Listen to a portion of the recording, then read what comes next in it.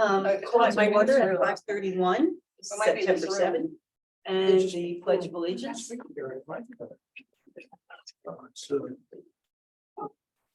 Pat, you want to start?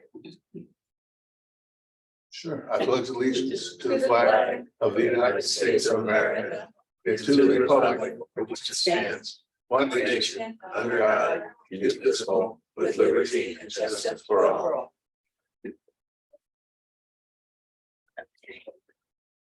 So determination of quorum, we have Chris Burdick.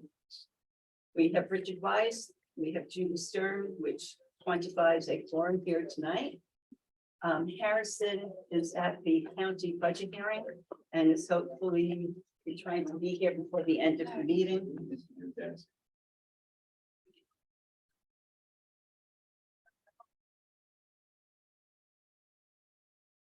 Had him at 5:33. That's on some that's joining me. Approval of the July 6, 2023 meeting minutes. I'll move it, but I have somebody raised an issue that what I said about and I don't have to take, to review, but what I said about these leases may not have been quite picked up. But basically what I was talking, basically the tape is the tape, but what I was saying was I thought that there should be somewhat of a sliding scale on these leases, which is that certain leases should be shorter term leases to require something more than a majority.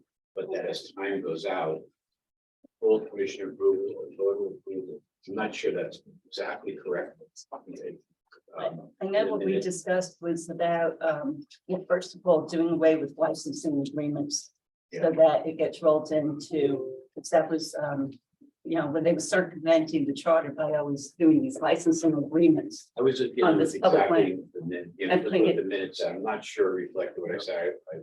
The tape is the tape is the tape, so it never comes up, but that's why. And I believe we discussed, once we put that in, to talk about doing a super majority vote instead of a Yes, full, we'll get to that. when we get anonymous to this vote, chapter. unanimous vote.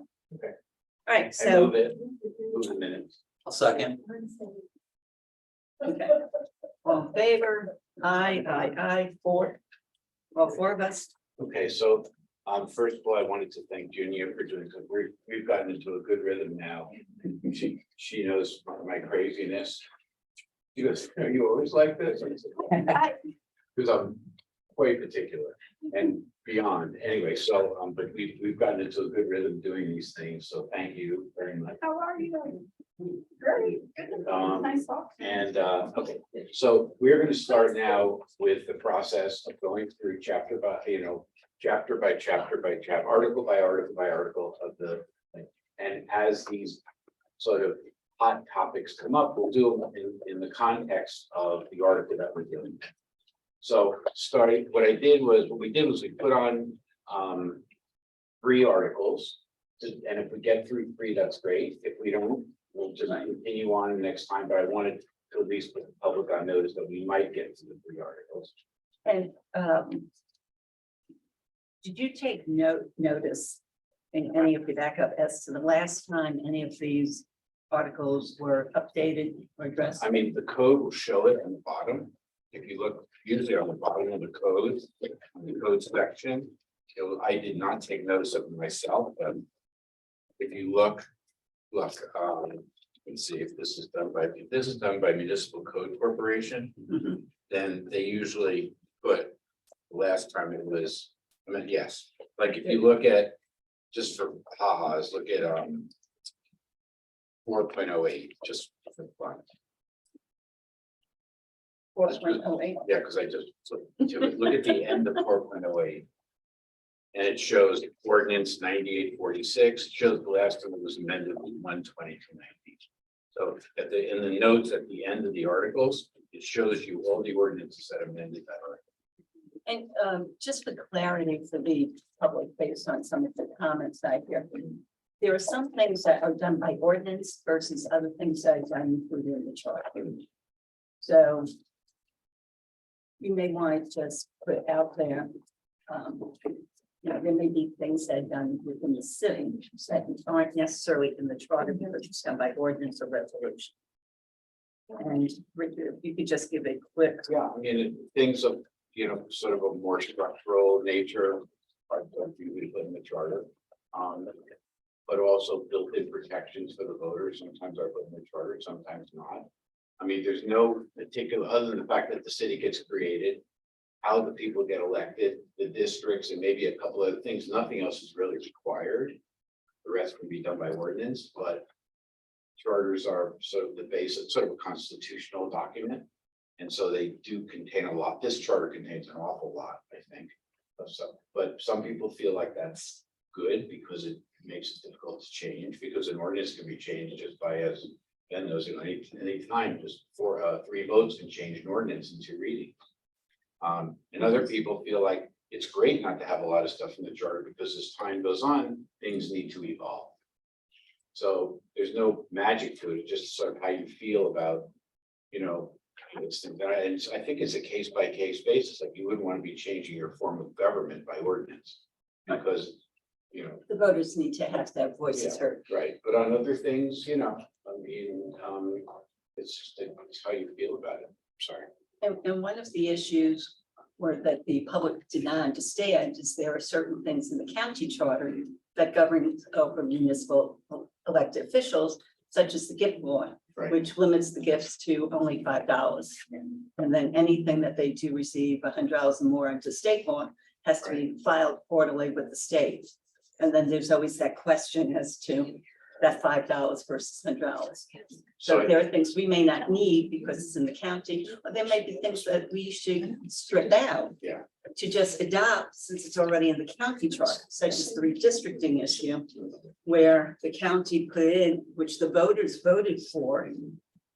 Redistricting done by educational institutions, and it would help. Can Jim, I just interrupt for a second? We still can't hear over here. Is there any chance we can talk to the team? let's get them to a place where they can hear. Can't they sit at the end of the table? they can sit at the end, we have to leave a seat for Anthony. Okay. I can slide. Yeah, I can- I'll yeah. sit closer, yeah. Okay, come on. Sir, there's no reason. Yeah, it's all like we have so many people. Maybe they're more accommodating. Thank you. Amazing, because show up at the ABA advisory board meetings, and so the whole room can hear everyone. Yeah.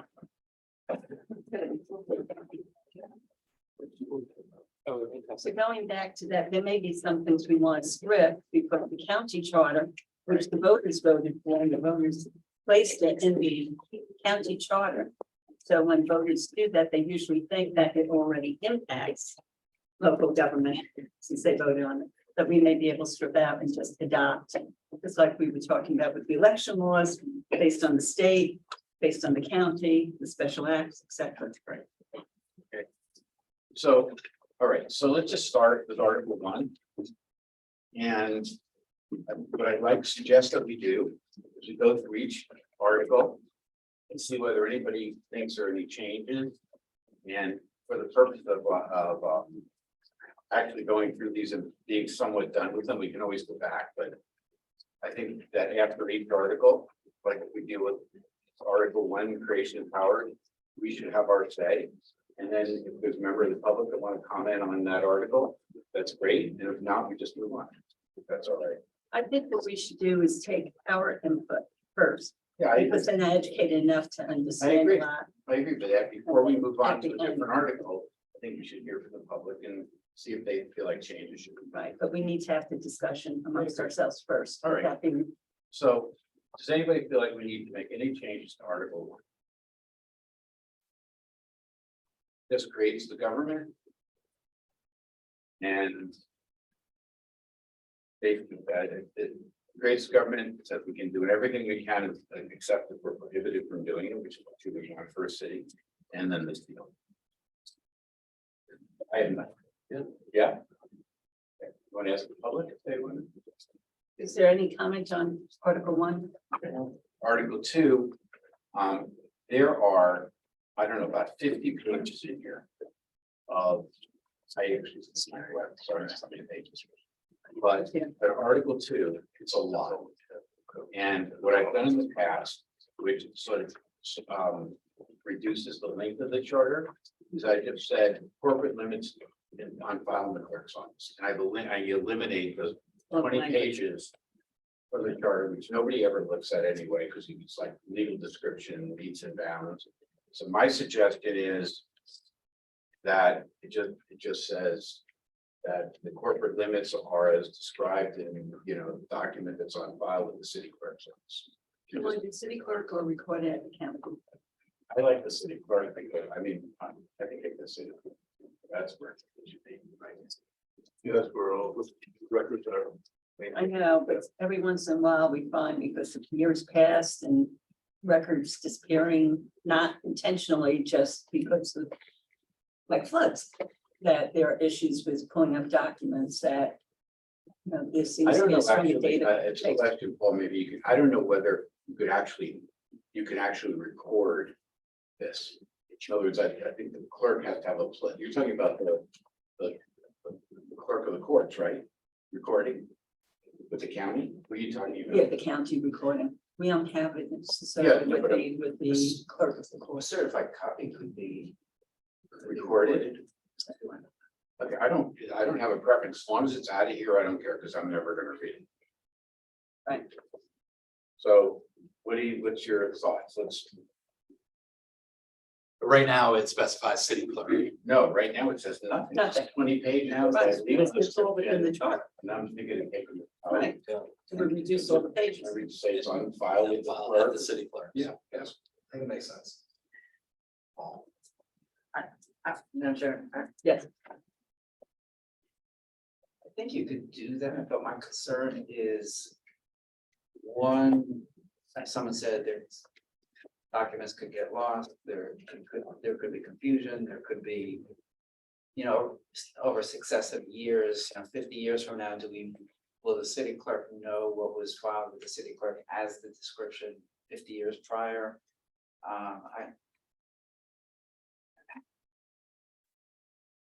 Well, I've done this like 40 times. And it's never been a problem. City clerks don't lose things. I mean, they file it. I'm talking about putting aside nefarious acts, which hardly, I don't. and I don't think it's nefarious. I just mean that, Yeah, I think Which it is should an just be IT. on file with the office of the city clerk. Accidents happen. yeah, and what I find sometimes it's better or easier Mm. for the public access because of the way the county's recording is and public records searches. So that if we just took it, I don't really care where it's Goes. recorded, as long as it's out of here. right? And I don't disagree that there's no reason for all these pages to be within the charter. That's unnecessary. So if I may, you're suggesting taking the description out and just recording the description separately? Yeah. Talking about saying here, description of corporate limits. The description of corporate limits is on file with the county or with the city or wherever we agree to do it, and that's it. That's what I'm saying. So not the entire part. No, No, legal just description. Just all these. I mean, also, pages. just for the record, legal descriptions of everything are recorded and not lost. I mean, it happens, your home, your everything is recorded and the official records, no one's losing. I think if you're only gonna, I think that's fine with me. If you're only gonna list one entity where it will be recorded, I think you want it to be the government entity for which the charter applies. So I think the city, to your point, Madam Chair, maybe you list both if you want kind of belt and suspenders. Problem with two, is that then there's Right. then you could have a divergence Divergence. somehow. I think you say city. I think That's what I say city. Chris, you do a lot of real estate work. What's your thoughts as far as I don't do any real estate, but I agree. at city level? Yeah, I agree. What do you mean at city level? The city He's clerk, talking about recording it within the city clerk's I'm just getting office. the clerk, not Right, recording. not recording it county. at the Broward County Public Records Recording Office. All of our real estate transactions go to the county recording office. Yes, All Jim? of that is electronically stored. yes, With a backup to the initial. I'm sure that they keep paper records still up to a certain point, but it's all electronic. I mean, I've seen many cases where people assume it's, there's a backup and there isn't. So that's why I'm just bringing that up. I just find it more secure at the county. residence. By the way, I don't have a strong Right. feeling about this, so Judy, if you want, if there's a way to do it at the county.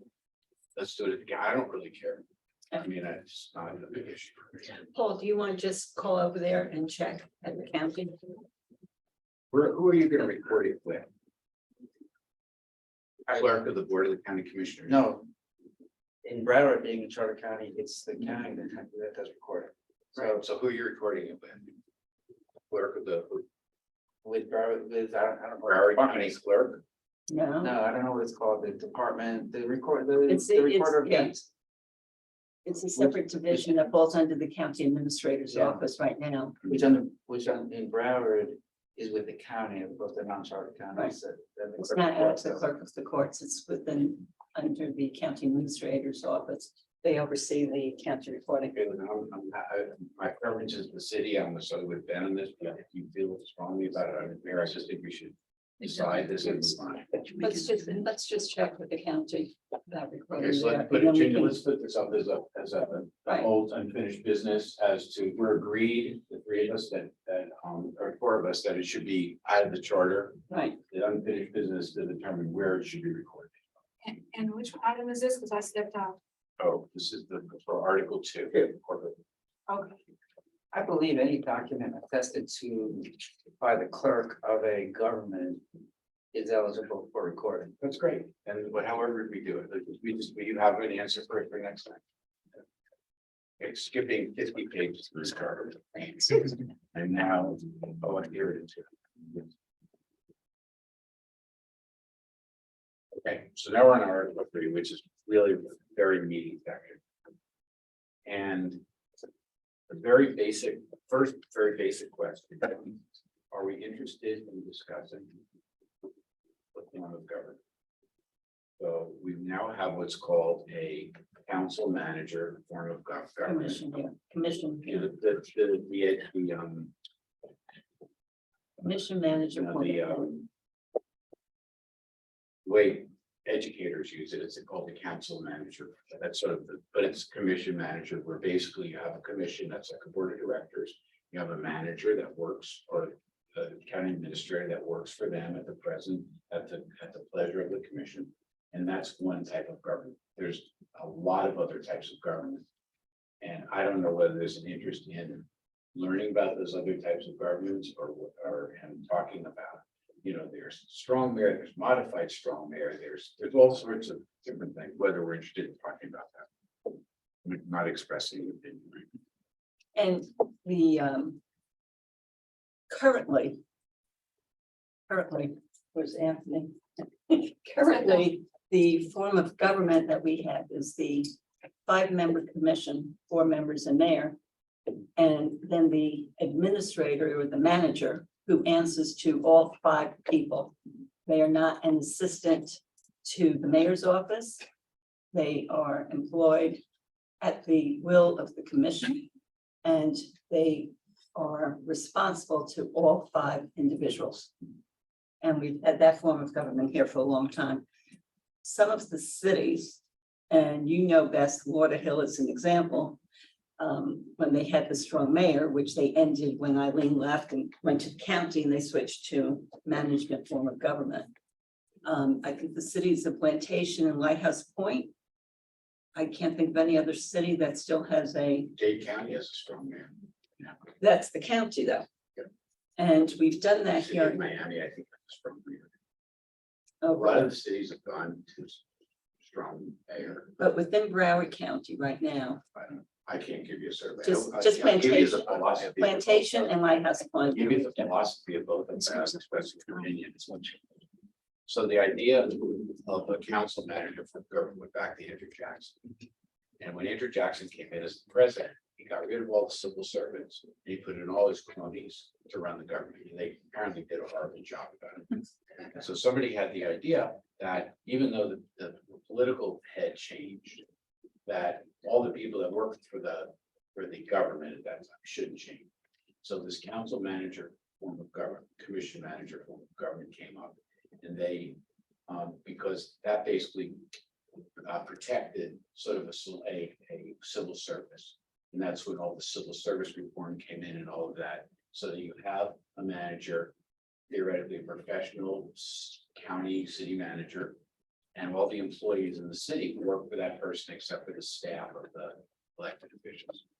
The concept is to keep sort of professional civil service in place. That was the idea of it. The strong mayor form up, and the downside of that is that the manager who really runs things is not subject to approval by the voters. So the manager, basically the boss of everybody, is not elected. And so you could have, there are good managers and bad managers. But he's not responsible to the voters. He's responsible to the elected officials. And so that's why that's the downside of that, which is some people say that that form of government doesn't really put the person running things in direct touch with the voters because the manager. The other form of government, first of all, there's a million variations of these things, but the other major form of government is called the strong mayor. And that basically everybody in the government, the mayor is elected, may or may not be a member of the city commission, may or may not vote on the city commission, but the mayor basically is the boss. And the mayor runs everything. All the city employees, except for the commission staff, work for the mayor. The mayor can hire and fire. Under the other one, the manager can hire and fire everybody, or the county administrator, or the city administrator. Except in our city, with the exception of the city attorney Well, I'm and the saying- city order. Yes, that's a good point. The city, in most cities, the council manager from the government, the city attorney is independent and the city clerk is independent. And sometimes now the city auditor is independent, but everybody else, the public works people and the parks people and all those people all work for the city manager and could be fired by the city manager. And the commission has no powers to direct them to do anything. Right, there's specific provisions against the commission directing city staff, which is never followed, but that's what's in the charter. The mayor, strong mayor form of government puts the mayor, who's elected directly by the people, in charge. And if things are good, the mayor gets credit for it. If things are bad, you throw the bun out. And so that's why some people feel like that form of government's better, because it's a more direct, the person in charge is in charge. And if the mayor's not doing a good job every 2 years or 4 years or 3, whatever it is, you vote the person out. And there's somebody, at the helm. And so that's the pros. The cons of that, in my expressing an opinion, define somebody that can get elected and is a good administrator is rare. I mean, Eileen Lieberman, a personal friend of mine, and I'm very prejudiced, but she was great. She was electable and she ran the city great. Who did you say? Eileen Eileen Lieberman. Lieberman. Oh, I thought you ran it like, yeah, She I'm ran glad. the thing, she ran it like she did a great job. She was talented as an administrator and she was talented as a politician. So a lot of times you get somebody that's electable but have no clue how to run the government. And on the other hand, you could find somebody who like Eileen, who's great at both. So that's sort of and then there's all sorts of variations about that. Unlimited. There's some where it's a sort of strong mayor, but where you have an administrator working for the mayor, but the administrator can't be fired without the commission approval. I mean, there's so many variations of all of this. My suggestion is if you're interested in discussing this, not expressing an opinion, just if you're, then we should have some people come in and talk to us about it. Somebody. And I think we also, at that point, will have to include Article 4 as well into that discussion, Which is what? which is the section that oversees and describes the executive offices, the city manager. That's fine too, but in the Because it's past, all when we did, like, when interchanged. we did Broward County Charter Review years ago, we started to look at this. And we had like very well recognized city managers come in or county managers come in who were very knowledgeable, very respected in their field. And we had strong mayors come in and talk to us about, what they thought about their form of government. And those people love to talk, so it's easy to get them to come in. And that goes back to even the days with Frank Feltry. Yeah. It was a strong implantation. So, It's I mean, it's up to gotten over the years. board as to, the board as to whether you want to start to get into this kind of thing. Or you want to, or you just okay to move on. I think it warrants a deep conversation. And you can't have it without Article 4 as well. I've always been a proponent at the county level of having an elected mayor. I've taken that position since the year 2000. And unfortunately, if Like it's the mayor that done, runs things. Like yeah, a strong and mayor. a strong mayor. And some of the issues is, individuals need to be aware that if they want that type of position with the strong mayor, then the mayor cannot have any outside employment. Right. So there's a lot to be discussed, a lot of depth to it. And as you said, like implantation, the mayor has the veto power, but doesn't vote on the issues. Yeah. So there's different elements to it that really need much more in depth than we can even be discussing right now. But it does interchange with the. But I think article. the decision at this moment is whether we want to start to have some people come in and talk. And then we have to have, Which would be great. somebody reach out to Yeah. people and come in and educate us and also educate the public so they see the pros and cons, because there are advocates for both. Right, So that covers a lot of you really can't have a full discussion of the form of government because you could have a mayor that's elected and votes. You could have a mayor that's elected and doesn't vote. You could have a mayor that's doesn't vote but has veto power. I mean, there's so many variations of this that, that are on the table. and again, it goes back to then what's the role of the city manager? And administration, management, or et cetera, so it really goes, it's a much greater picture than just something that we can discuss in one meeting. Anthony, are you involved at all with the county and city managers association? I'm a member, I don't really attend that. And I think the manager from Pompano is the current chair. So, but Which might be interesting to have their point of view. No, I think And- that we should invite, We if need we're interested to, in discussing this. First of all, is there a consensus that we would like to hear more about this, or are people sort of satisfied with the government that we have? Not satisfied with the way the government's operating, which is the form of government. Chris, I don't have an opinion at this point. Do you have an opinion as to whether you want to hear more or don't want to hear more? Let's hear more. It's always good to hear more. Yeah, I agree with Chair and Chris, it's worth digging into and engaging the public and having. well, it's not so much Civic engaging the public yet, but engaging the professionals Yeah, who first have the it's an education- qualifications first to it's be an advisors educational- to it. But Once we get that, then it goes out to the public for discussion, but unless we all hear from the professionals who actually operate those different forms of government to have the input for the guidance, then you can't, robust discussion's good. So, Richard, on that level. Identify in Miami, and we could identify in Palm Beach. Some of those choices, so we can gather some information from both as the two neighboring cities. So I have to invite. Oh, these neighboring people and, some advocates for a strong, people, someone who's a strong mayor. I'd like to try to invite people that are a little bit sort of, educationally oriented, they're sort of, Right. they're sort of students of these forms of government as opposed to just political people, people that are somewhat educated. Well, we have worked in the past with representatives from Nova Southeastern. And FAU will have a school of accountability and governance that could probably also bring in some expertise. Maybe they have somebody that's from a, educational type of viewpoint. They might be able to invite somebody, It so. would be interesting to also think about, they have the Inspector General in Miami-Dade, and they have the Ethics Czar in Miami-Dade. Maybe the ethics commission.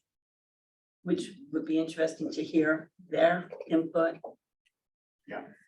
Yeah. As well, Yeah, sure that the. and a representative from our Inspector General as to what they've seen since they've handled so many investigations into various cities. What I Of course, I've been- what I would think we should start off with is just somebody who can talk intelligently about the form of government, that, you know, the strong mayor form of government, how they see it, that kind of thing, and another person to speak about the manager form of government from, you know, that sort of a studious level and practical level. So I think You know, one of the best experts on that actually is with the Ruben Askew School, who's that? FSU, but they might be able to come down, or Nova or FAU may have someone of equal. So I think that that's, and then a lot of the provisions in this article are gonna be dependent upon, you know, how we, you know, where we come down on all of that. You know, dealing with not, you know, like not to direct employees. Qualificate, you know. Position of the commission, all those things. Powers of the commission, you know, all of these things that are contained in Article 3. And the portion that's really important in Article 3 that we may want to have a discussion that we can actually go into today is the section on 3.04.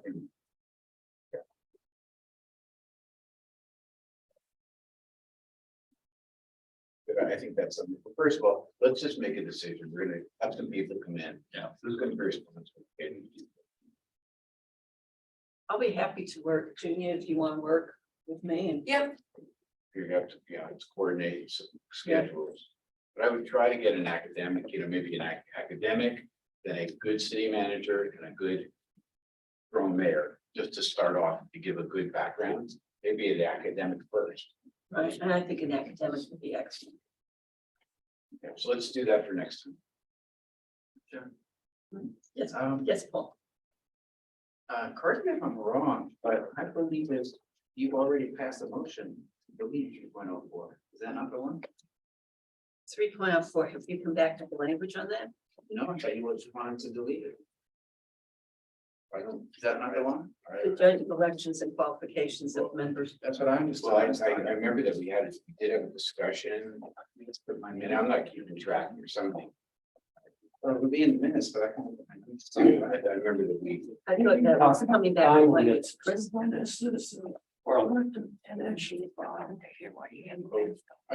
Petition as well as who would resolve it. And I've worked. 3.04. Direct city attorney to eliminate 3.04, motion passes, eliminate 3.04. yeah, so what basically the discussion was that we should say this is gonna be resolved by the courts. Oh, Do yeah, you that's want right. something Yes. instead of 3.04? No, but I just think that we need to have the language come before us, and that's. It's just gonna go out. Yeah. It's just gonna be not there.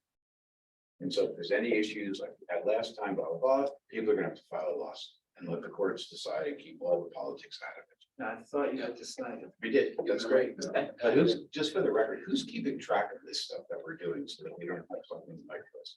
Who was the, Well, I mean, I have it in my notes and in the minutes, of course, but one of the things I can't rely on the minutes there. I mean, I don't. One of the things I had suggested though, and I don't know. Who What, already to the brought what I court? suggested, no, to keep a running tally on the agenda of those types of motions that have passed on replacing certain sections or deleting sections so that there's somewhere there's a running tally. Well, I think somebody should keep a rally, whether it needs to be included on every single agenda, which is gonna get, I don't care. Yeah, But I do but- think there should be, somebody I think keeping if we track had- of all this stuff. Or if we have Article 3 on the point of discussion, just some kind of notation. That's That moved section already. is addressed. But That's moved already. It's Okay. done. It's my understanding. yeah, I think the different, the gap here is that normally clerk would be taking care of the minutes. You know, the clerk's office, and they would be, They're usually here. but the thing is, the situation that they have here is that you have a stenographer taking the minutes, and the stenographer is doing the minutes, not the clerk's office. So you also, Wasn't here. Yeah, they have that woman. I don't know, Yeah, that she's not here today. She's not here today, and but the meeting she's- is being The recorded. minutes, she does basically the minutes, and she sends the minutes To the, yeah. to the clerk's office, done. So the clerk's office is not keeping, they're not generating the minutes, which is an unusual procedure for me, maybe it's like normal now, I don't know. But therefore, the clerk is not really digging into what we're doing and keeping track of this stuff. so something I have in my notes, which is a little odd, because you did pass a motion to eliminate 3.04. Someone said, or maybe you Mr. was, bring a handout back, and maybe that was handout to just show that 3.04 is gone, I'm not sure. But you did pass a motion to eliminate 3.04, so I'm not sure what it is. So we're doing it, yeah, so there's no reason to talk about that. We're done. We need to put in minutes and see whether the motions. You know, it seems like somebody should be. I know they're doing minutes, you know, they sort of spit them out of their, the company. Where are they working out these days? Who, the Clerk's office. They just moved to the fourth floor and. Is the internet and phone service and all that up yet? There was a lot. They had to pull in fiber and it's. So they're still not really operational. Not fully.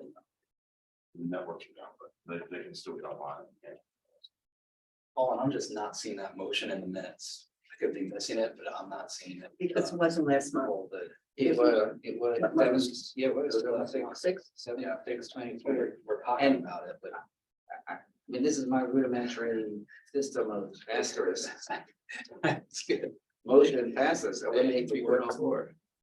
This is what I'm saying is that having this service do these minutes, it may or may not be reflecting exactly what I'm doing.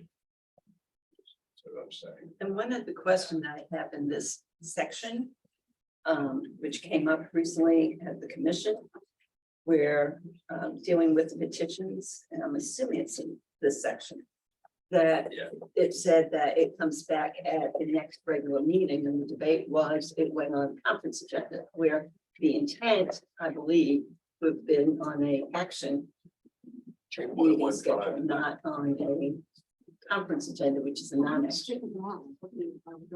So 3.15. I actually addressed that a while. 3.15, I believe it. Yeah. I know I've read it.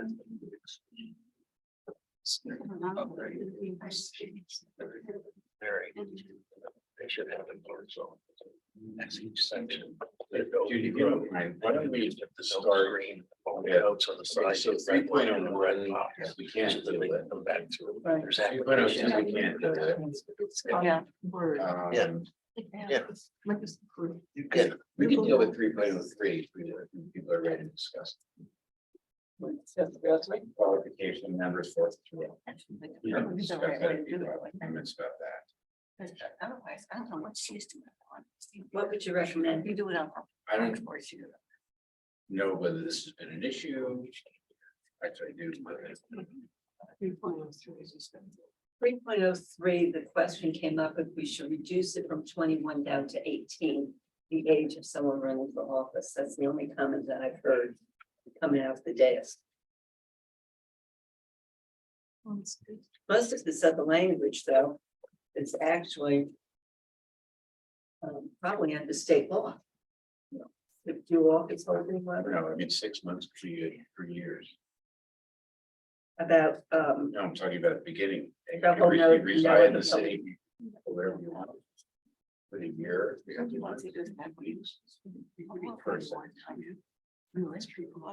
It's not prescribed. I should have resided in the city. Yeah, For it could 6 be years. anything, you know. Yeah.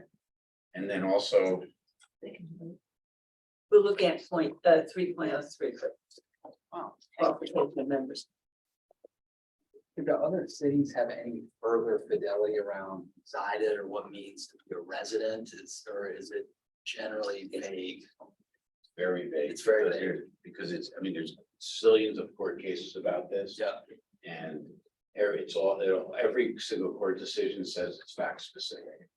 So the fact that somebody doesn't have a driver's license in the city of Fort Lauderdale, but has lived here for 9 doesn't, it's not one thing is determinative, it's not. Yeah. So it Totality. basically gets litigated. Yeah. And we had a lot of case law on that. You could clarify it though, by adding primary residence. Shall have his or her primary residence. The candidate's primary residence, something. Then went into, it's still spectrum specific. But if there's ownership, then you may have homestead. Well, you can't go into ownership, but you do have to have domicile. So if you have ownership, then homestead can be. Because we have an issue right now where the person doesn't have domicile. And doesn't necessarily have residency in the city. So not on the commission, but I'm saying overall in government. Do you want to include domicile in there? I don't know what the definition of domicile means. I think we need to look at that word versus resident. Well, do you know why the first sentence says to be eligible to hold the office of mayor, but that one's just for the mayor. So they have the office, the first sentence was just for the mayor. And then the second paragraph is to city commissioners. Right? There's two questions. No, it's not. One's the mayor. The first one's mayor. The second one is for commission. And they have to reside in the city of Fort Lauderdale for 6 months immediately preceding the day of the election and reside in the commission district in which he seeks That's why. on the day of he or she qualifies. So there's different. So you could live in the city for 6 months and just move into your district the day you qualify, day before you qualify. Which at the county and state is upon taking your oath of office, you have to be a resident of that district. Commerce Sound has that, but you know, that's been through the courts here at the county level, and that goes back to Kristen Jacobs. When Bob Shelley challenged her in the 90s. And Bruce Rogo made the arguments that came out at the time of taking oath of office. You know, this one doesn't read that way. No, It says, this was 6 months prior to taking office. shall reside in the commission district, which is on the day qualification. So 6 months preceding the date of election. And only need to reside in the district on the day they qualify. Is that the way you read that? Was that, I don't know, is that okay?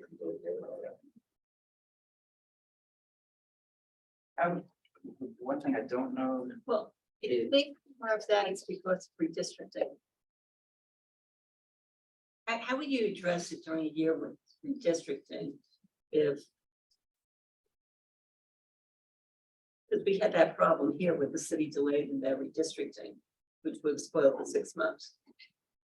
We were the only city that was, that delayed supplying the information. A lot of times it's basically it's the next election. It's not that election, you know, they're redistricting. It takes, like, there's sort of a grandfather provision for the people that are currently in, it takes effect. So they have the full time. one thing I'm not certain of, but I could probably find the resolution setting last election is how far or how far before the election qualifying is.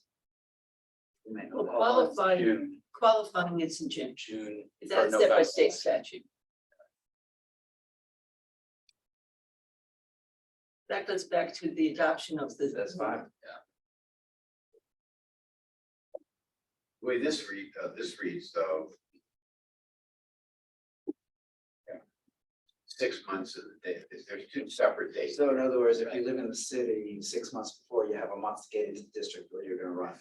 Right.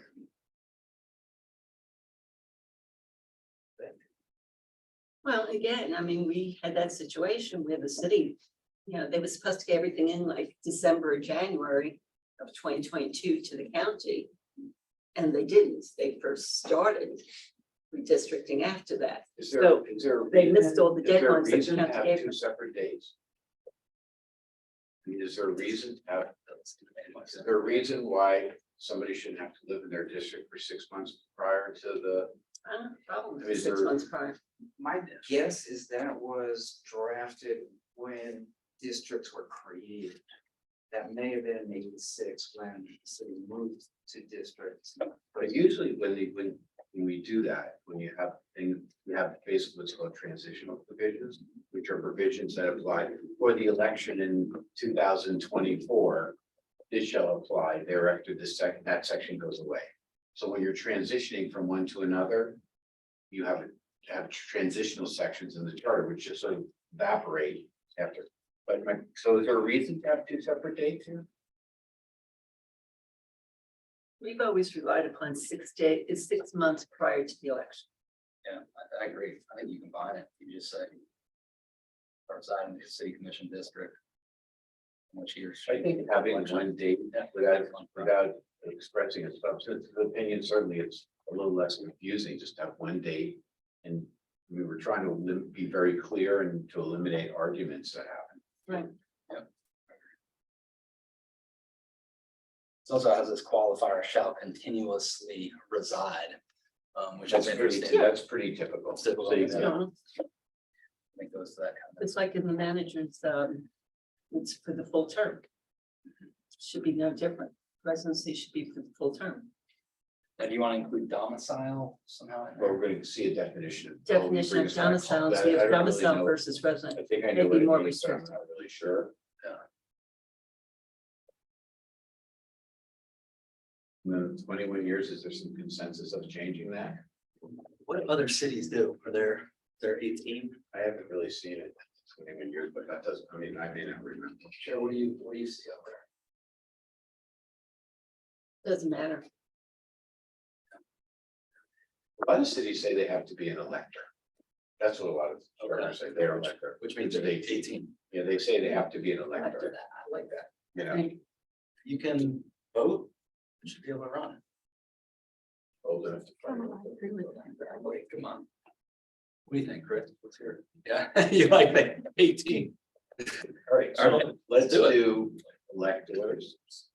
Let's do for both the mayor and the commission, right? Yeah. And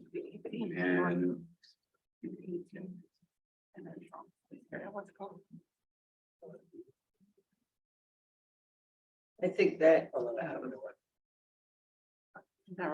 part of this is gonna have to be whether we have a strong mayor or not a strong mayor. Right. They might be, you know, some employee of another government, not an officer, so there's no dual office holding, but like, you know, the city. Right, firefighters can be an elected official Right. versus a police officer. But if you have a strong mayor, we may not want that. It might be nice to say they have been some kind of. Right, Would. yeah, you can't hold outside employment, which was what we would try and do at the county level. You go back to the elected for a minute. So if someone. If the residence is 6 months before. Could someone? Does someone have to be an elector for the same period? I think we should try to simplify this and say they've got to check all these boxes before they can run. You know, we're doing it plenty of time, so they've got to be a resident of the district, they've got to be an elector. At what point in time? 6 months, starting with 6 months. Whatever they say, whatever we want to say, 6 months before the what? Qualifying? 6 months before qualifying, we take it back. I don't have a problem with that. Right now, it's been in this city for as long as I can remember, for the last 23 years that I've seen it, it's been before the election date. When we had the primary, it was 6 months prior to that. It was always, So It that comes could, right. that would preclude some 18-year-olds who Turn 18 be during the. Later. Yeah, they gotta be. they're in in a- qualifying. They're in They'll have to wait. qualifying for- and they There's just have that, to you're wait. always gonna eliminate somebody. Well, you know, I was gonna say, going back to this other issue. I think what you should be doing is actually drafting amendments. And we should, they should come back like on this other one. I don't want to lose track of stuff we decide on, this is hard enough. I think you should be drafting amendments showing that that section line through, it should be on, old business. We should approve, we should say, okay, this is done and we should have it done. And you should have a file of your stuff. So the draft as we go along as opposed to like waiting to the end. So you draft, it's like 304, not during the meeting. Talking about. Yeah, we will come back at the next. Come back at That's the fine. next meeting Well- and say, okay, here's section 304, it's all lined through. Okay, as a matter of fact, that's what I spend a good part, some of the summer doing on Article 8. Okay, so when we get there, it'll be very useful. Yeah, that's what I've been doing. You asked me to look at Article 8 and. And we will get there, and we get there, but right now we're dealing. But that's what I'm doing. So when I'll go back to the office. So get when, so, direction and I'll.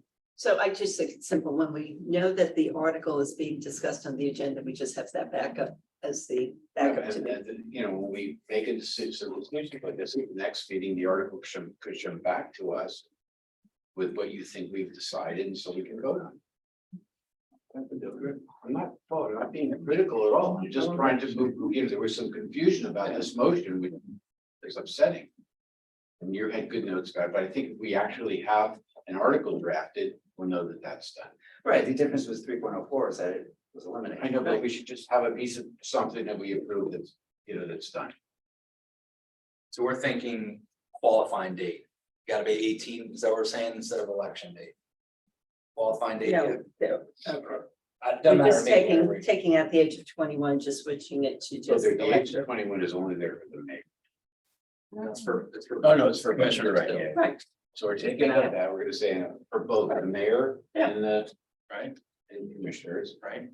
Commissioners have. elector Yep. reside and they have to reside in the city for 6 months, and with respect to a district commissioner, they have to reside in their city 6 months prior to the date of what? Election that's or right. qualifying? I'd say election. I'd say election because I think election's an easier known date And than qualifying. qualifying. Do you I'm fine, I don't care either get way. day of the election, just so it's clear. Yeah.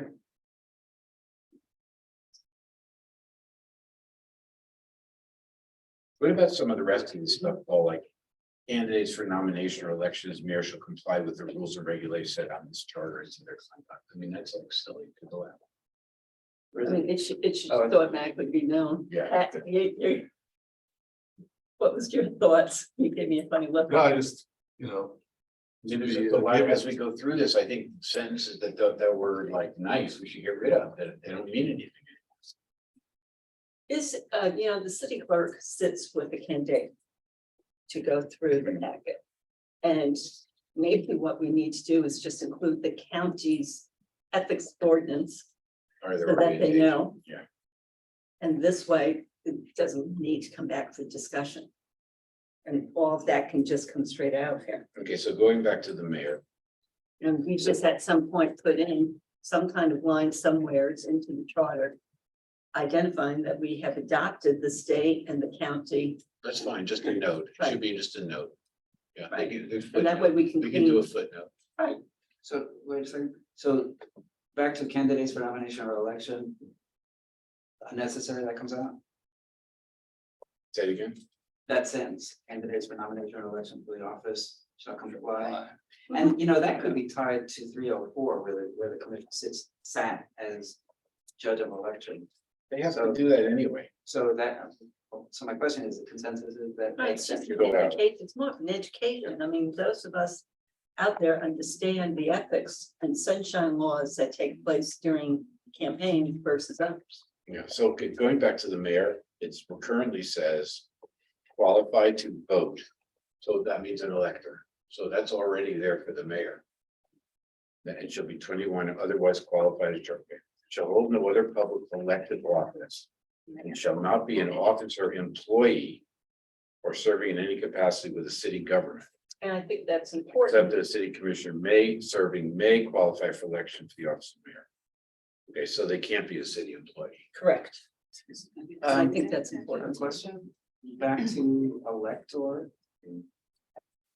Registered to vote in Broward County or elector, Yes. elector of the city, because if you, I guess you could be an elector of the city. So you have to be an and you have elector a of city Broward County. precinct, and you have a city Yeah. precinct on your card, so an elector of the city.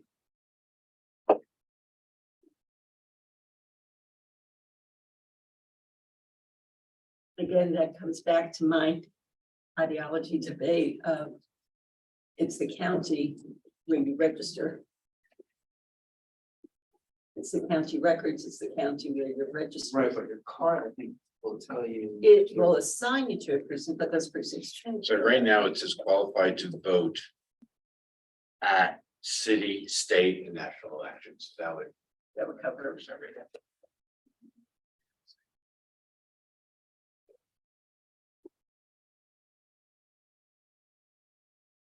I mean, you can have a precinct card today from your supervisor and next month get a totally different precinct number on it.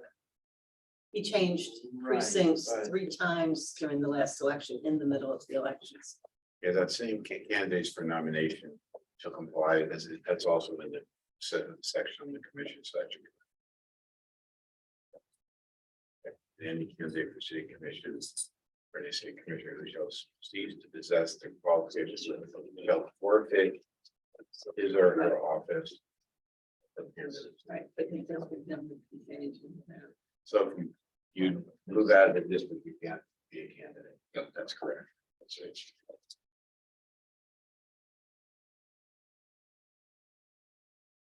So if you have to be a resident, then you're, Then you have to be an elector of your district also. well, No, the district, all those numbers change in the middle of an election. no. I'm not talking about the precinct, but the card actually says that you're an elector of the city and your district.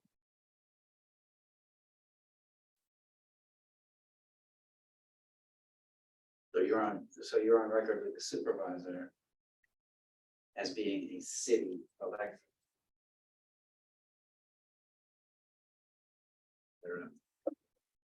I mean, again, it doesn't bother me either way, because if you have to be an elector of the city to run. And you, therefore, And you have to Your voter reside in your district, registration. whether you're, yeah, your voter registration is required at that time.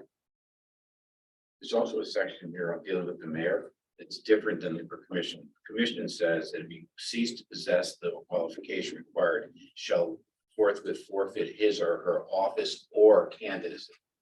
And the mayor is the last sentence, that then he candidate for mayor, so cease to possess the qualification required, shall then forfeit his office. It doesn't say candidacy. It should be added. Something happens that the mayor doesn't, then it should say both. I don't know why they did that. Not elector.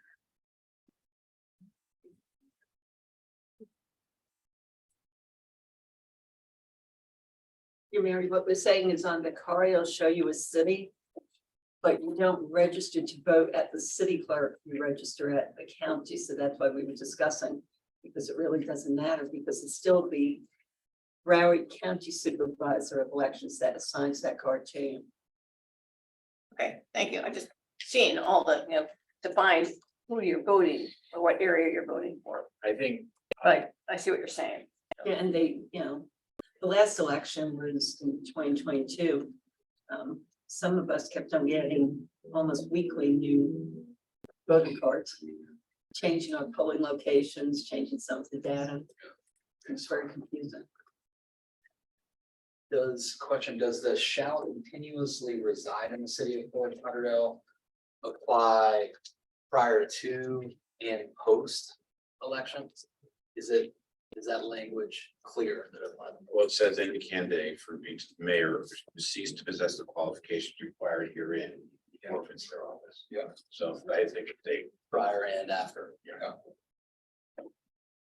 I think 305 on the designation of vice mayor has to wait until we see what kind of form of government we have. Right. Because we could have like a commission chair if we decide to go and get a different way. We had that at the county back in 2000. Yeah. When they put on the straw mayor Yeah. form versus the Yeah. naming the mayor annually instead, but putting the term limits in.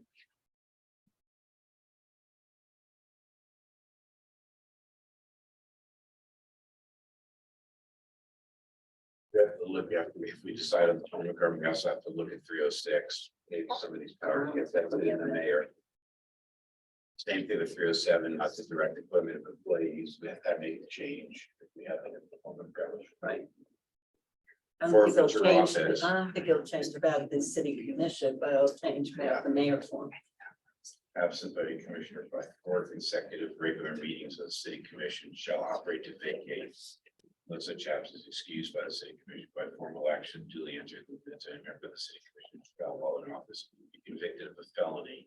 Should upon forfeit his office, notwithstanding any right or appeal.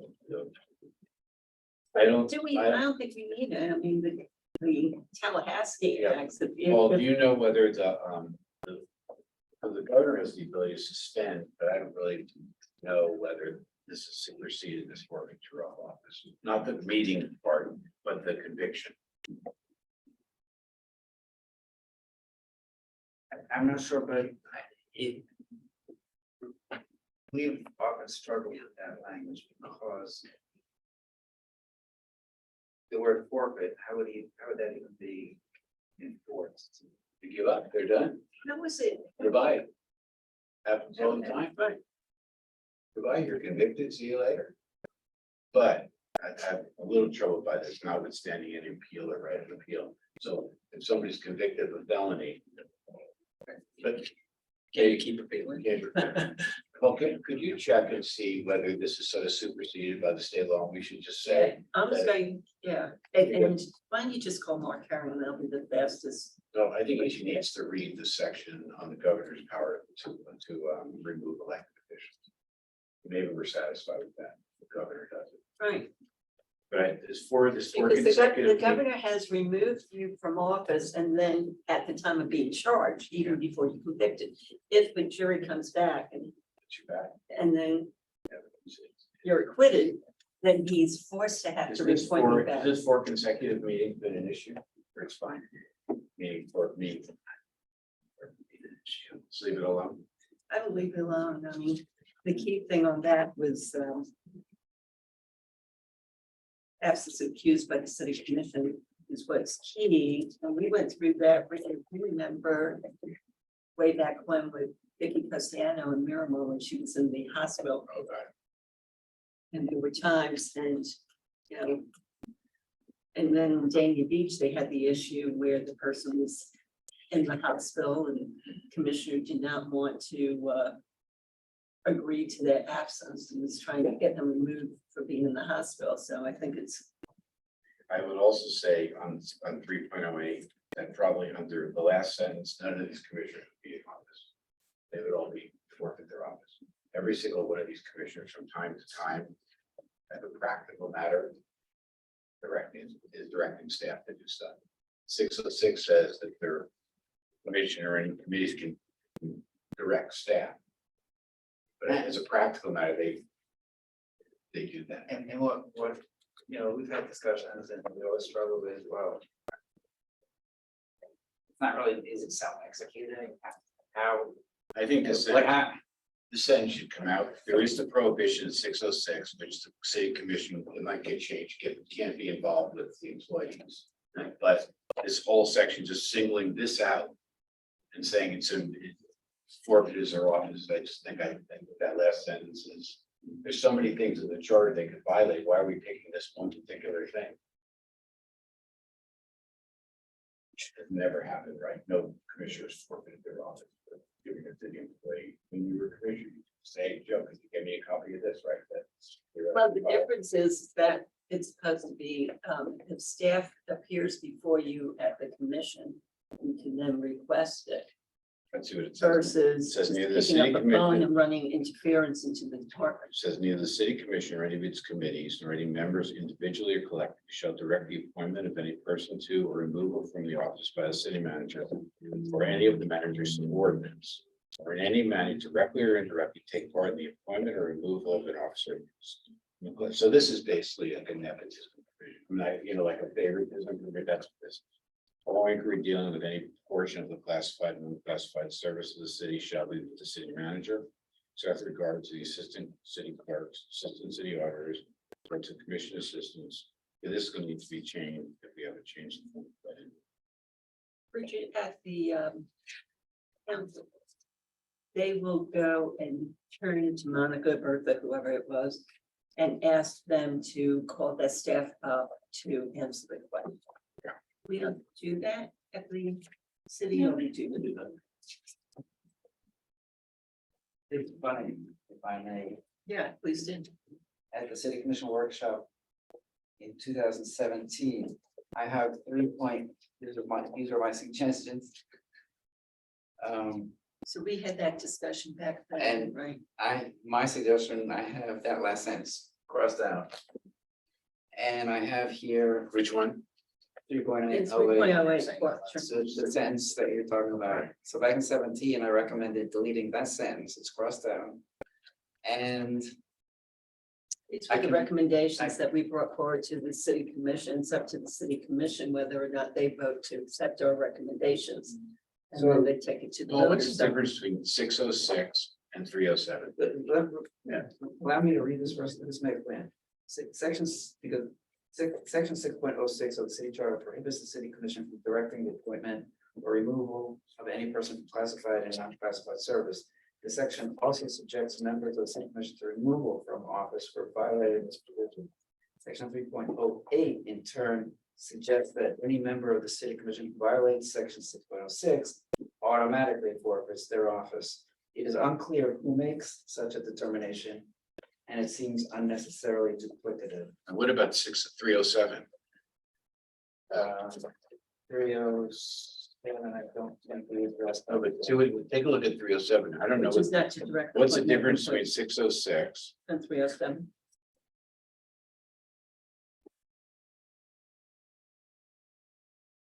Looks like the main difference is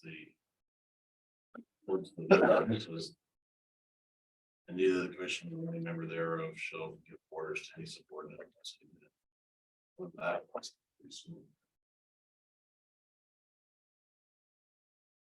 We spent a lot of time dealing with the civil service and classified, and non-classified.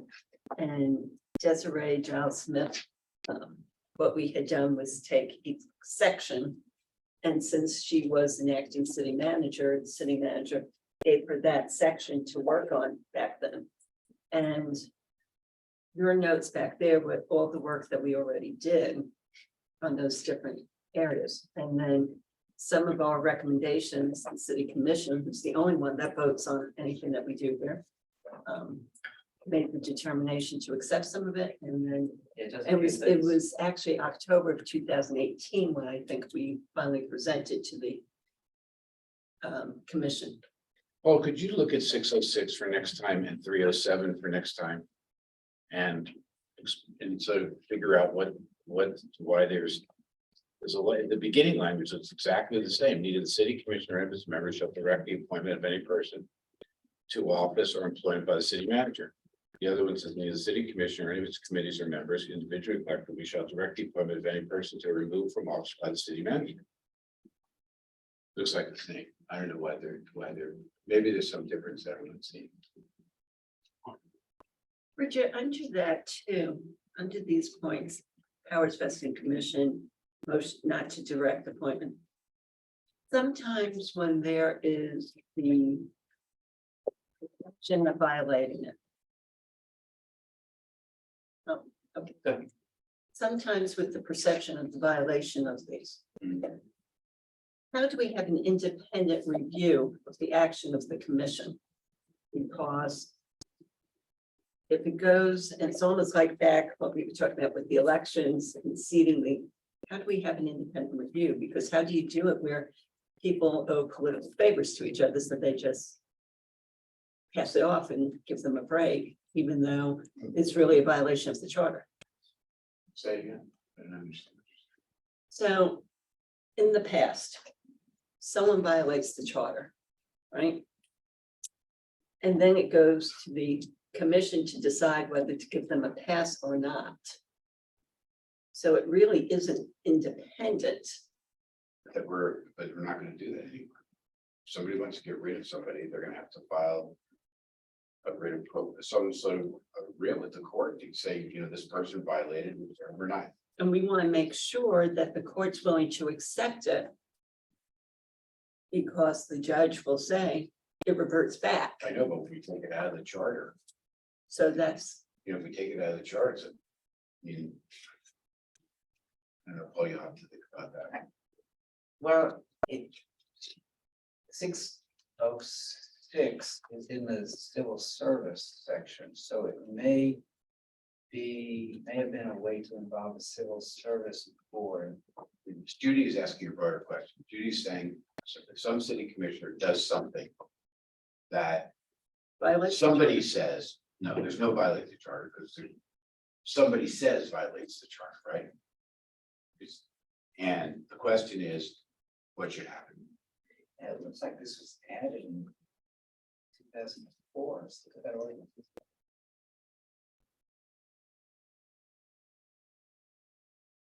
Maybe Chris remembers because he wrote the charter in 2000. This. They have changed appointment of commission assistants.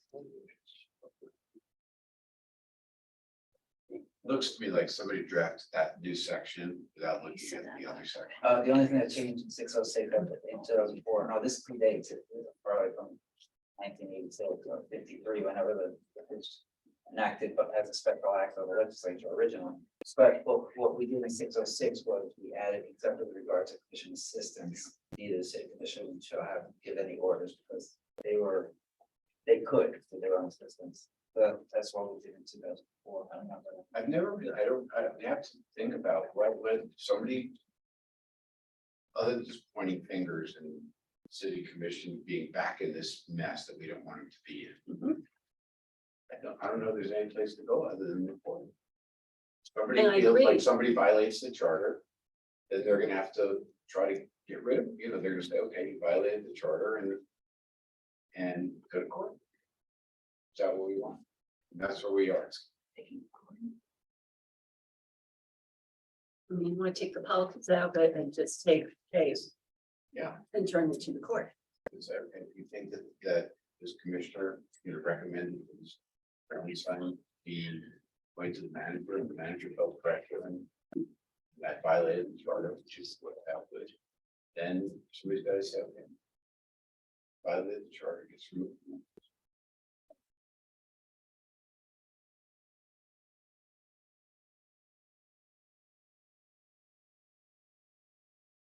606, I think contemplates that, because it doesn't use the word. It says shall be grounds for removal, so I think, But it's gotta be removed by somebody. I think. I think it would go to court, the way it's written now. Maybe we need a provision that says that any commissioner that violates the provisions of this charter. May be removed pursuant to law or something like that, and then just leave it.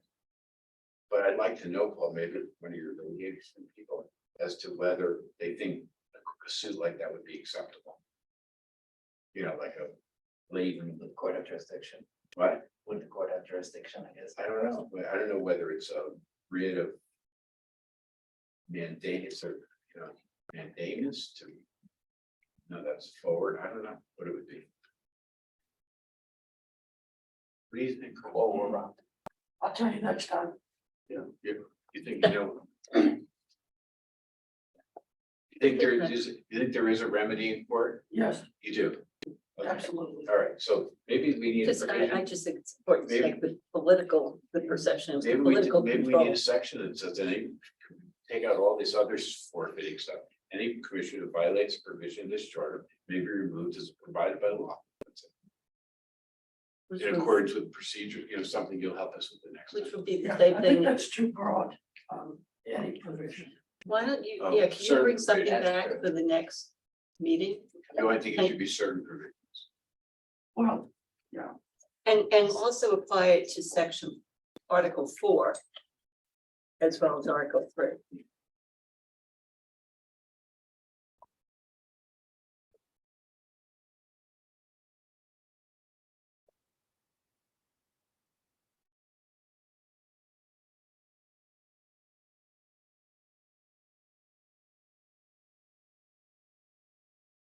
So 309 was a problem. Organizational meetings and all that. So what happened was the organization meeting, we mentioned by ordinance changed it. To make it the first regular day. First it was the first regular day in January, so that would be like. the How did they federal- change that by ordinance? They changed it. No. We didn't do it. Voters didn't do it. What happened? At the Never went to the voters. I think because the way the ballot question was written, it wasn't addressed specifically in the ballot question. And we got direction to amend it, done by ordinance, and what we did was we amended the ordinance. The ordinance. Kind of did it indirectly, but by amending the ordinance that amended the charter. But In order to amend the chart, in order to change this, it would have to be a charter amendment, right? But they didn't. I'm trying to listen to what he's saying. It's right here. I mean, go back to 18-46. By ordinance. And you were there, you voted on it. So you changed the dates. Yeah, I forget the legal. And you changed it. But the city attorney must have approved it. But they did it twice. First, they changed it to January. It did. He approved it, right? So what was the rationale? I believe because it wasn't addressed in the amendment. What? The charter question was switching the elections to November. Three. The charter that the public voted on took action to change the elections to November from the primary and March elections. We switched to November.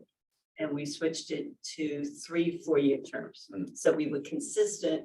And back then, all of our discussion at charter review, when we made those recommendations, was so that we were consistent with the county government, because that's what people have gotten used to. The commission then themselves, and our assumption, we didn't think that we had to address it because our assumption was that just like all the other cities or the county, once the supervisor's office certifies the vote, you get sworn in. We didn't think it's an issue. So we were surprised to find out later that the city did their own ordinance, changing it to January, and then they did another ordinance and rolled it back to December because they simultaneously put together a major salary increase to themselves and benefits and retirement that they didn't previously have. So in order to get that going, they didn't want to wait till January, they rolled it back to December. So that was the facts. Well, it was in the discussion. It was, if you go back and listen to it, that's exactly what's on the record. So looking at the ordinance, I see. I mean, What you voted. What is it? So whereas subsection 101.75 subsection 3 Of what? of Florida statutes provides in part that the term of office for any elected municipal official shall commence as provided by the relevant municipal charter or ordinance. Yeah, I think the actual reason for that was Justification. you didn't want a long period of time from the election to the seating. Well, Just then like why the would you county. do with that?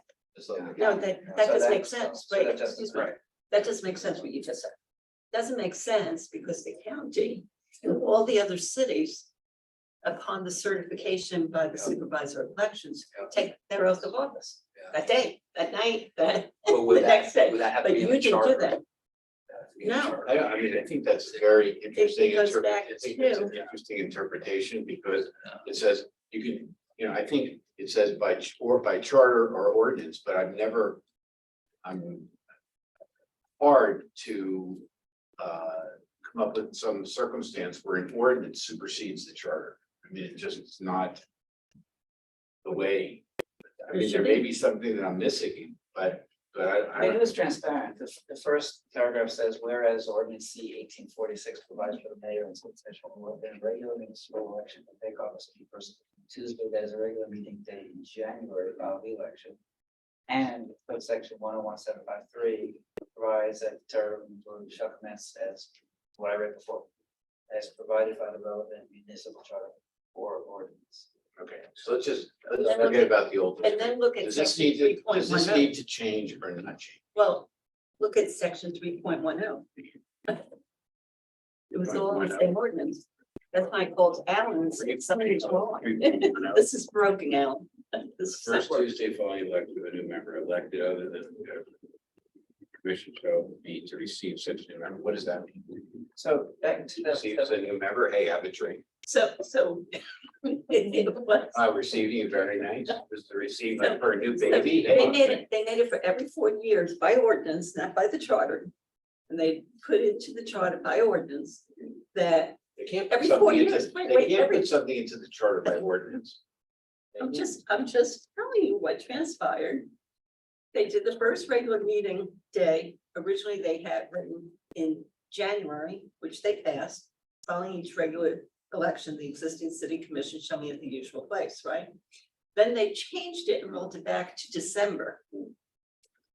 And again, from a charter review point, we never thought it was an issue because we always followed the norm, right, of once the county certifies the votes, you're elected. Then they add in this section that if it's anything other than a quadrennial regular election, it's the first Tuesday, which I called up Alan and said, how could that be? Because the county hasn't certified the votes yet. Let me ask a question. So the only thing that, if I may, this was original language, if I recall correctly, I can pull up the ordinance. But the only thing that changed, I believe, in this. What year was that? Which is it, 2018. What happened in 2020? But hold on 1 second. So I think the only thing that changed in this sentence, I can look it up, I mean, the only thing that changed in this sentence is that triennial was changed to quadrennial. And how was it changed? By the voters? Yeah. And what happened in That- that was December? the so-called What happened cleanup. December 2nd, 2020? There was an amendment to this section 309. 2, 3, 9. That was the one that we were talking about. That was a charter amendment? That was amendment. That was an ordinance amending the ordinance that, So they literally amended this ordinance, the charter by ordinance? well, indirect. I mean, it's in the charter, right? Mhm. This December date now is They from the ordinance. amended the ordinance that called for the charter amendment. I don't think really it's all that. What do we want to have here going forward? I think that it should be just like anything else that they have state elections, once the county certifies a vote, you're elected. Right? I think End of that's story. right. That's right. And yeah, and then we just should have a date. So, I don't know I don't remember what the typical thing is, but on the, the There- first Thursday following the certification, well, a lot of people should be sworn in.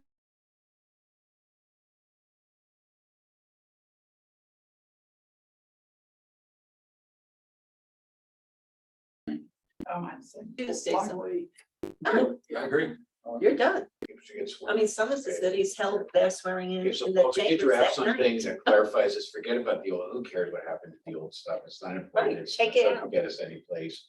This, that, it doesn't, let's just draft something that makes it very clear, when these people get elected and get certified by the canvassing board, they, at the next Tuesday or whatever you want to say, get sworn in, that's it. Right. But upon wait, I mean, then the next Tuesday, Well, let's And then- assume the canvassing board does it at midnight on Monday, when do they get sworn in? whenever they go to sign the oath. Yeah, once they do Well, the certification. another question, I guess, is does it need to be a public ceremony or can you go to a notary?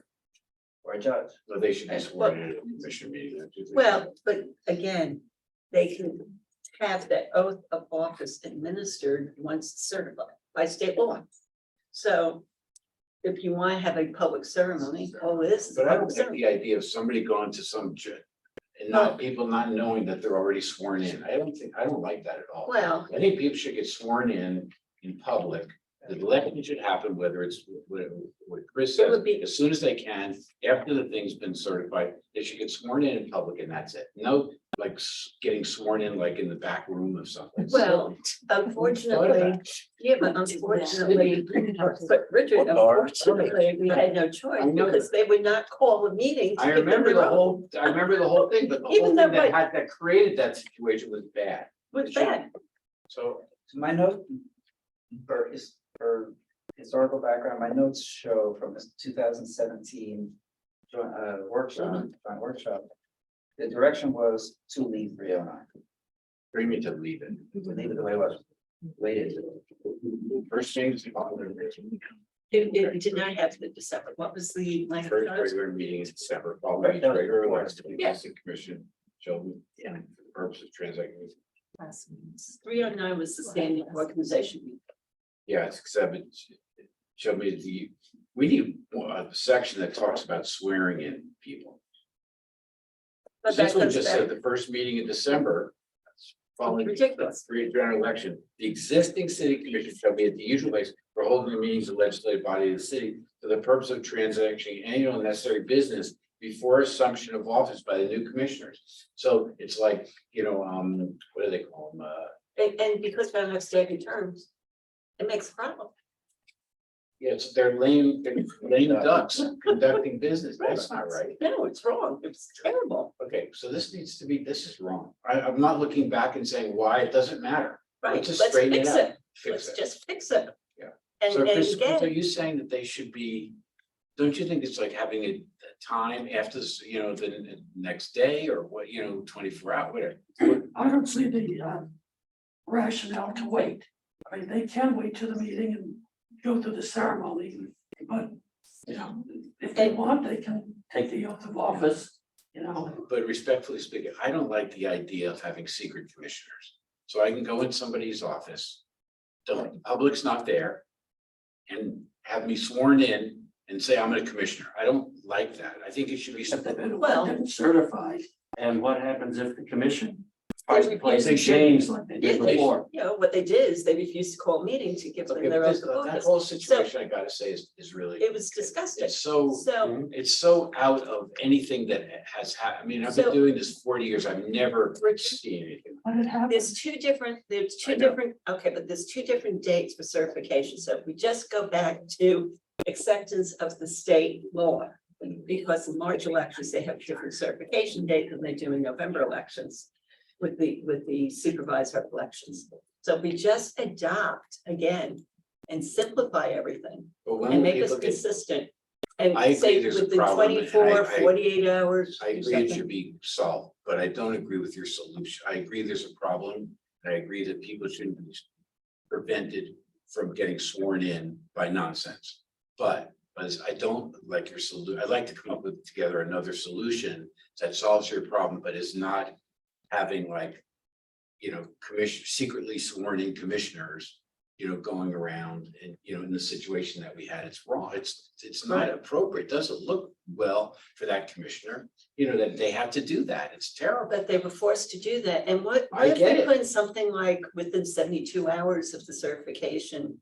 Well, why don't you bring us back some examples of other cities, how they do this? Because Chris, I totally agree, there's a problem. He never should have had to do that. It was ridiculous. It was All of it, ridiculous. nonsense and embarrassing, but there's got to be a solution that we can create. Could you bring us back some examples of what other cities? Yeah, and why don't we cities see, like I said, there were some cities that did it that night, other cities did it on Tuesday, Wednesday, whenever that Yeah. commission meeting, they Right. called a special commission do? meeting Right. on the normal day that they would have My, to do it. most of the cities that I was, with, they had a, on the first Thursday or whatever it is, following the certification of the election, people get sworn in, and that's it. And that's it. And that's it. And the other issue is because we don't have staggered terms, so you have 5 people all up at the same time.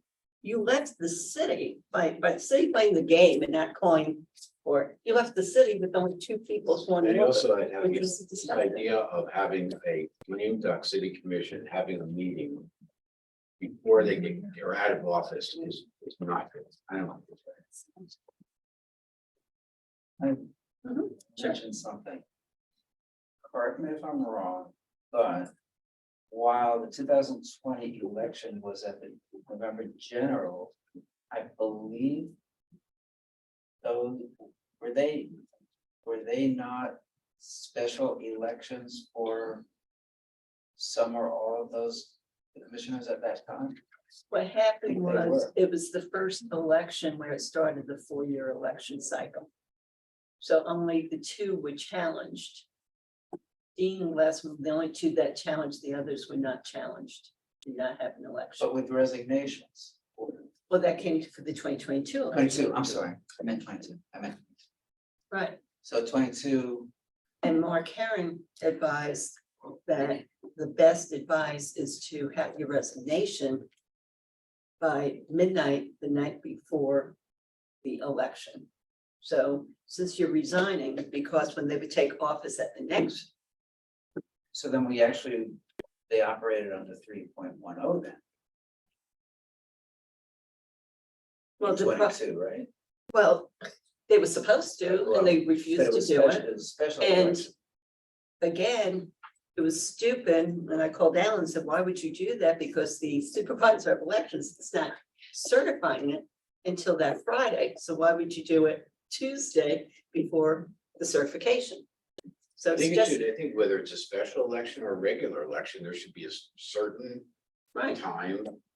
You know, whatever, something we can come up with, should be a certain time that these people. so many get hours sworn in, within the certification. Whatever it is, and that's it. Like the special act addresses.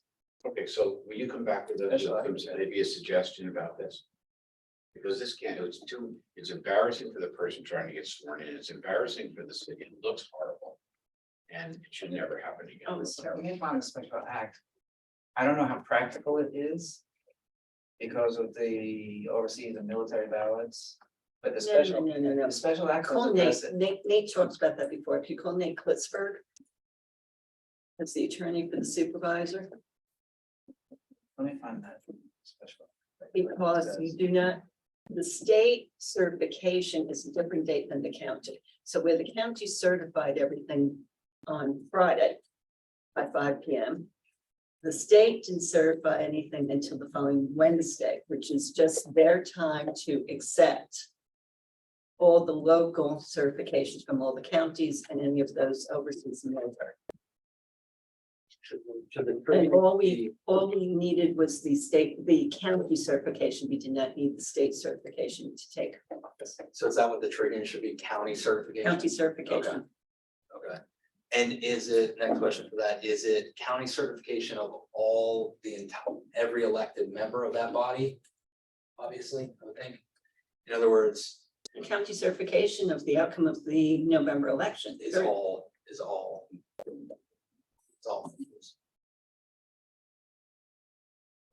Paul, we're giving you a lot of work to do, I'm sorry, but there's just a lot of work to be done. No, this Article 8 is done. Pardon?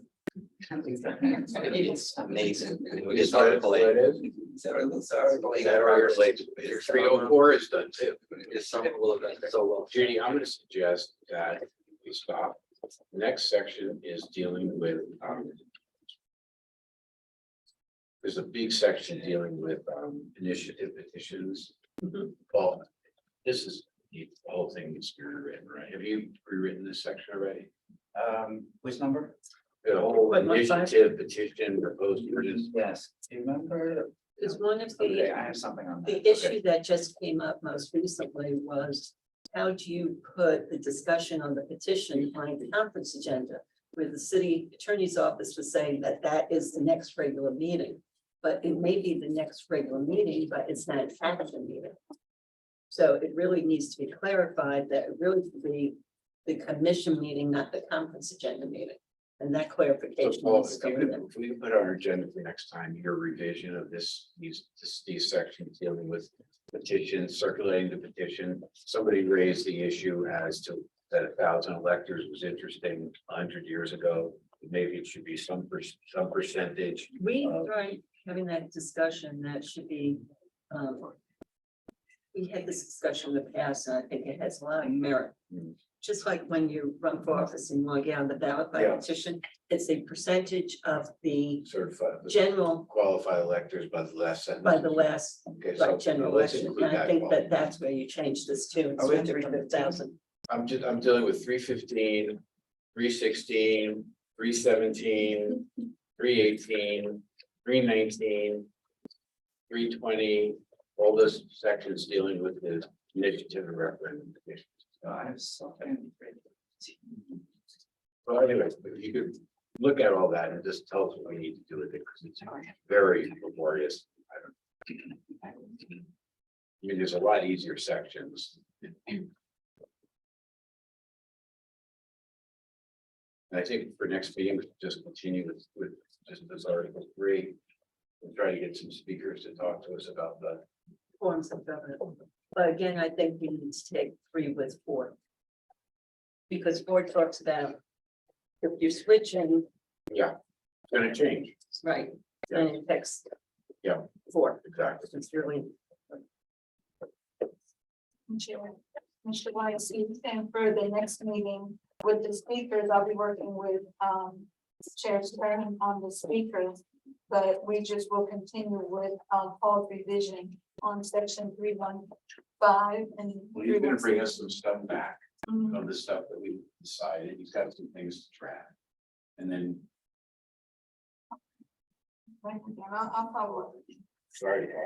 So, We don't do, we gotta do, we're doing the work, so we gotta do the work. I did address this in 17 and so some of it's a little funny. Yeah, but you're gonna need to do it now.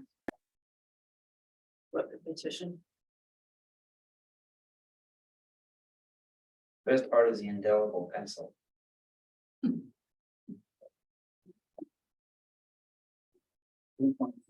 C. Indelible pencil is not an instrument in public usage. And it would be hard to determine whether the pencil mark made said this requirement. Technology means. Yeah, that's still there. 3:16.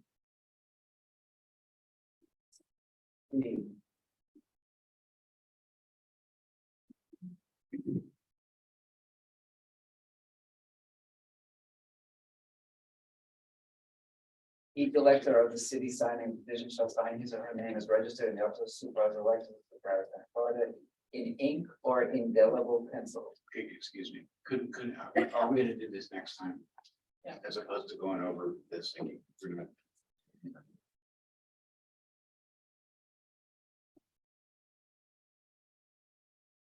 Any other comments from the public on Articles 1, 2, and 3? Bill? We briefly covered 3.15 as far as the 1,000 number. It's kind of an arbitrary number. When I checked with the interim city attorney, when was that number changed last? He said probably 50 years ago. Yeah, that's what we were saying. We had this discussion, the old charter So with So 1,000. that was one of the We points were I looking at wanted to bring up. percentages. And the other point is, now that we did not have primaries. Mhm. And you have, let's take the last election where you had 7 or 8 candidates running for one district. You run a higher risk of a possible recount in some of those races. What do you do on, as far as if there's, now that all 5 are up at the same time, you could run the risk of having 2 or 3 districts having recounts simultaneously going on. How does that affect the swearing in and what dates those offices take? It goes back to the certification. Within so many hours of the certification, I mean, we've. So the put- certification some of would us- be postponed until that recounts included. Yeah, we might have to have a. So then you could run the risk of not having a city commission. Goes back to eventually a conversation of staggered terms. Yeah. So that's. So how is there any way to prevent not having a majority seated at the council if there are recounts going on? Are you familiar with the governor's race and the state US Senate races? And the presidential when we go through those recounts? Yeah, but those are individual offices. But this is talking about, I'm talking about with 5 seats in a small municipal government. You could run the risk of not having a majority. Correct. Yeah. For a period of Like time. we did. Every Yeah. counts. You have all the other elections that are based on, Still with them. Yeah, I mean, this last election, we had recounts. Yep. But it still met the deadline for the canvassing board. Yep. Right. So, yeah. Jackie, I would like to ask the committee to tell staff to please send out these agendas and the minutes and everything for every neighborhood president, like they do with planning and zoning. All the different boards to help educate the public, educate their members, and make sure they know they can have And I input. think that you all have a responsibility as well to direct them just to the website, because we do have a website solely for this. They'll do that, Judy, automatically, that all the other boards, they send this information out, and it works a lot better. And what we'll be doing is, once we all conclude through the whole charter, then we'll also set meetings going out to the HOAs within each district as well. And then we'll take all that input and take it back to the commission as a whole. Yeah, you'll get a lot more activity if you start sending Yeah. presidents the, Would it help? Yeah, I can do, we can do that, we can make that happen. thank you. Right. The minutes, the agendas, all that. Once you have everybody, The yeah. draft minutes are not supposed to go out until after they're I know. approved, but yes, the agenda, right? I post the agenda on the council's website, but to your point, not everybody goes there. Yeah, you got so many neighborhoods. So I guess I would comment about the process with respect to the forming the committee 3.15. And I have a contrary view to Bill, which is that I think we need to have a philosophical discussion about how we want the residents and taxpayers to be able to make comment, to have some influence over the sitting commission. And there haven't been very many times in the past when they've actually been able to form a committee and get the commission to respond. And I think that a lot of us are here because we've had some questions or issues with the commission not being perceived to be responsive to the desires of the residents, no matter what, how many people we come to commission meetings, or 50 people signed up to talk, and then it just becomes a debate about, who talked, who was in favor and who was against it. So I personally think it's better if you have an easier way for there to be a formal process for concerned citizens to have their grievances dealt with in a very formal procedural way. Chris? I agree, but I think we need to table it the next time and Yeah, deal with the whole yeah, thing, yeah. yes. Absolutely. I'm just saying have the philosophy about how much interaction, how you want to take interaction, how the commission wants to take interaction from the taxpayers, what form you want that to take. And to me, you'd want to make it as easy as possible, not as difficult as possible. Mary? Yeah, I've done 2 petitions. 1,000 votes may not seem like a lot to you all. It's a lot. They have to be certified by the public. I have copies of them so I can show you how detailed they are. This has got way more problems than 1,000 people. This whole section. I agree when you say it needs to be rewritten. So I just want to highlight this. Maybe he can come prepared next time to talk about. When you go to a percentage as opposed to a hard number, the percentage of voters changes regularly. So it's like a moving target of what you have to get. And I'm guessing that's why they went to the 1,000 in the first place. Realizing that 1,000 may not all be good votes. Like you're gonna have so many people, a lot of people who think they live in a certain place and don't qualify, or they have. The other thing is, a lot of people register to vote and they don't vote. And so are you better with the percentage of the people actually voting in the last election? I mean, there are different ways you could do it, but I think a hard number is better than a percentage. The other problem I see with this, we followed this process. We did exactly what we were supposed to do. We were certified by the supervisor of elections. We went to the city attorney when we began the process. We asked for their help in drafting what we thought would be an ordinance. They told us they would not help us because they did not work for us. We could go find an attorney.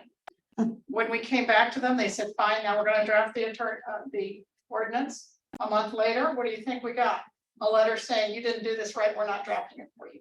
So I feel like there's so many roadblocks in this section that the whole section needs to be rewritten.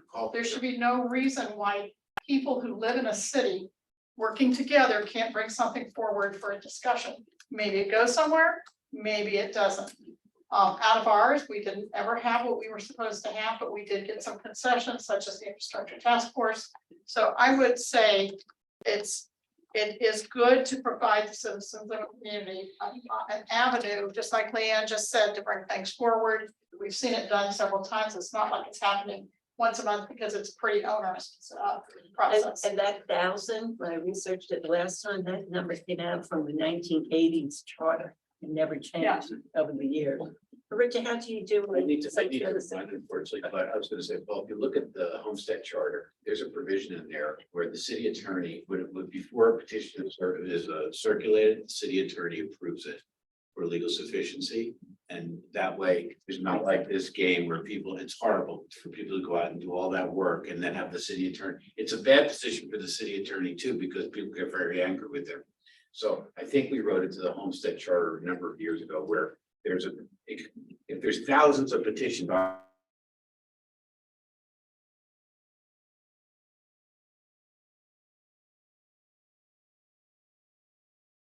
Obviously, it's probably on the language, as the city attorney signs off on the language. And then what you're circulating, is not gonna, get kicked out at the end. And let me just tell you all, just so you know this, there is a cost to this. So you're asking regular citizens to raise the money to get the certification process through. So it's not easy. I did it in 2016. Another group just did it. I think when you're looking at something that's happened a couple times in 7 years, you shouldn't be looking to make it more difficult for the citizens. Right, and it was after the 2016 and 2017, we started looking at it and trying to figure out Yeah. how to fix it, and then the commission. I need to, well, take a look at the homestead, Yeah. petition, revision happens to be very good, because I wrote it. But it takes care of that, a couple of these issues, Yeah. So I'm sorry, I need to run, I'm late already. No, please. Okay. Sure, I had a question, maybe it's for Junia. Thank you, we got a bunch of emails this. Yeah, last Wasn't several- that many, right? Yeah, whatever, I don't know if it was 4 or 5.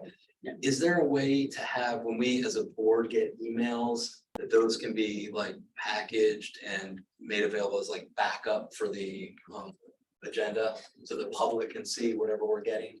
Well, I reached out to the clerk, and what he shared with me is according to the resolution, is that I share the written comments like I do via email, but they're not including, according to the resolution, they're not included as part of meeting minutes. Okay, or backup for the public? And actually, it may be an issue that really needs to go. I mean, you do ordinances, you could have done it through an ordinance, and it's really not an issue that goes within the charter. It's really an issue that we go back to the ordinance, which, we already have an attorney's opinion. So, Yes. you had an opinion on this 4 years ago, and you could have done it through ordinance. So it's really not an issue within the charter to address, as more as a ordinance for the city commission to address. What's not an issue? Your issue that you have contained within that about lobbyists serving on boards. Okay, what about- Anyone? I think Richard said we're gonna be discussing it though. No, I was just talking about the emails, whatever the topic of the emails Right, is, so but if you why- get email, we right, get emails you're- about Right, trees.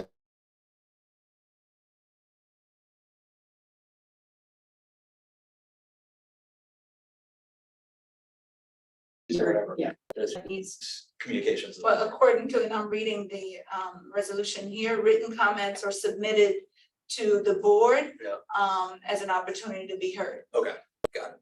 Okay, Anthony. great, thank you, Judy, appreciate it. Yeah, so I was talking to the clerk, of course, I couldn't be here today, so I said that I would clean this up, just to kind of make sure everyone's on the same page. Because we have the 2 opportunities to put the ballot out there, right, for next year. One is. You really only have one. Right, and that's my point, and I just wanted to illustrate that to everybody, just to make sure that we're always thinking about where we are in this process, Right. and what we're supposed to be doing, because if we really can't make the January second. Yeah, no. So- If you've followed the conversation from the supervisor of elections, they have requested that we not do anything prior to the November 2024. And that's fine, that's what I calculated out, but that's even to just get it to a point where, legal can put it together and put it in front of Commissioner Perkins second reading. That puts you at April. approximately April. And that's why I said, That was the, And that's assuming that you've already been able to get in front of the commission and have a workshop and Right. back and forth, and if they want to push anything back to you for consideration. So just wanted to put it out there. yeah, that's why I asked Nate to continue working with us on that, so that we step in tune with the supervisor's office. Okay. Yeah. I think that's really key. Are these meetings gonna continue to be out here and not live, et cetera, et cetera? Well, I guess Marine Advisory is the same time, so. I don't know, Where's unless they ever Marine get done Advisory? one East Broward. Or are they one? No one each idea. round? No, I don't know where the What- meeting right now. Where does P and Z meet? P and Z meets in the lobby of DSD. Lobby. Okay, and do they stream live? Is it a live? Yeah. Because I think that could be great if we're streaming. Well, live. we would try to do that, except the city told us that we couldn't have it because of Marine Advisory. Oh, You should trade. What time's Marine Yeah. Advisory meet? They're meeting right now. Now, but are they at your site, 5:30? Anthony? I don't know where they are. I have to check. They might be at the police. They might be at the fire I'm not station. sure. but I will tell you, Certainly not this the police meeting there for P and Z is Yeah. very cramped. It's It's very cramped. I Which one, I'm sorry? at DSD. it's just, Yeah, it gets very cramped, and Okay. if you have people come, it's even more It's so. gotta be another Well, facility. these people are seeing here. But Stream. Well, I'm not just saying that. what you have to I'm do just is saying that that's notify people that it is posted on the Charter Revision Board website. And there are certain boards that are mandated by the ordinance to stream live. So when there's a conflict, we have to go with Yeah, the go one with that's. that. Makes you know, sense. So, and I'd have to check and see if Marine Advisory was one of those, but, because we do some as a courtesy. It's not part of the ordinance. If you're gonna do a streaming, and you anticipate a large audience, there are some IT restrictions. I know I tried to watch the commission meeting the other night, and that was happening as long as I can remember.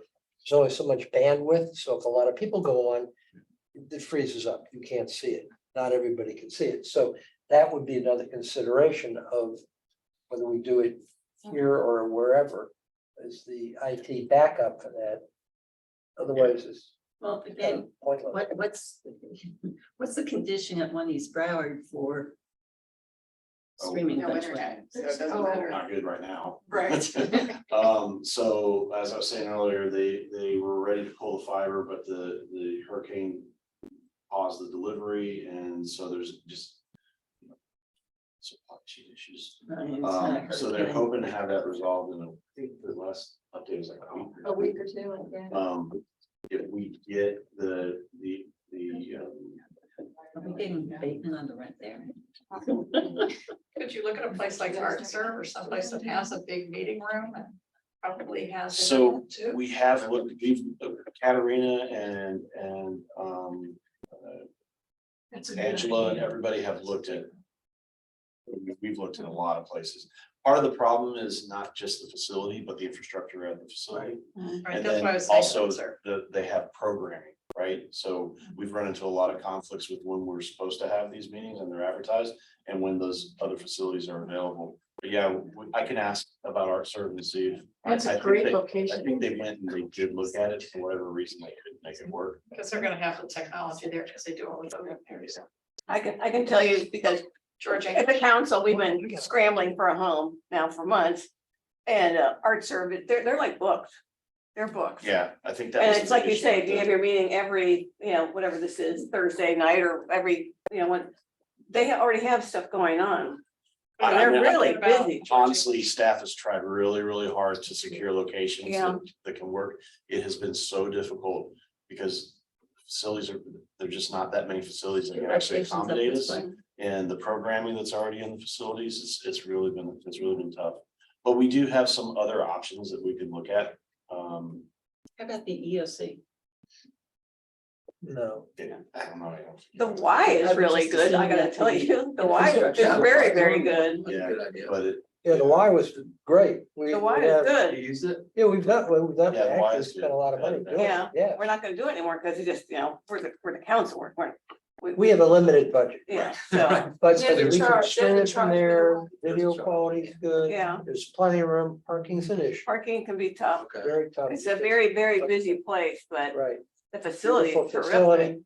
What about Broward General's Auditorium? Gee, they were packed, Well, there's a new CEO, maybe that would be an option for us. Well, because tried, I tried, we couldn't get it, but maybe, Anthony, they have maybe the Anthony, infrastructure. I more believe. important. Broward General You- Auditorium. Yeah, You have that's the- a good place. Yes, You also Yeah. have the EOC up here that You're has talking the the county infrastructure EOC. because it's a hurricane prepared facility. So for the purposes of that, you do have that facility up here and that holds up to 100 people. Where's that? How about on the library? right across the street. Oh, oh, It's, oh. fire- Does it have to county be a library? government building, Anthony? Yeah. No. There's it doesn't. there's a dozen county libraries. I don't think the county County library library, is open for. Maine, African American. Yeah, we tried the They have library big, and that they have big Right. library. Yeah, they do. You tried They have a Lauderdale High? Huge one, They whether have or not they have the auditorium. infrastructure again. I don't have. Well, a if you wanna front desk or have- anything, But they, I know they do. They so didn't I'll build check. this thing. When we talk about infrastructure. And then you mentioned, Art server. And you have, Art serve, I think mean, about the shape. I didn't get it, that's a perfect place. Allows the audio and video to go out, and if there's just not enough And bandwidth the there, Marine Industries Association is offered their. you're not gonna, some people. County- You county know, government center? Yeah, no. It wasn't built They for don't that. have any capacity. You know, older structures, I mean, I hate to. Yeah, no, I'm saying- They're good ideas, it's just, They're- you know, we really struggle. with ready. that. We had, Yeah, the other. Doable. Yeah. Or limited. I don't know. The worst thing is, like, the other night, so this has happened for years. You go on, watch the city commission. Where we going? Freezes. And then you come back and the fire said, "Whatever, thank you." And then you watch it. happen. I hear a motion to adjourn. Moved. And Thank you. the videos, by the way. Yeah, motion. Okay. Yeah.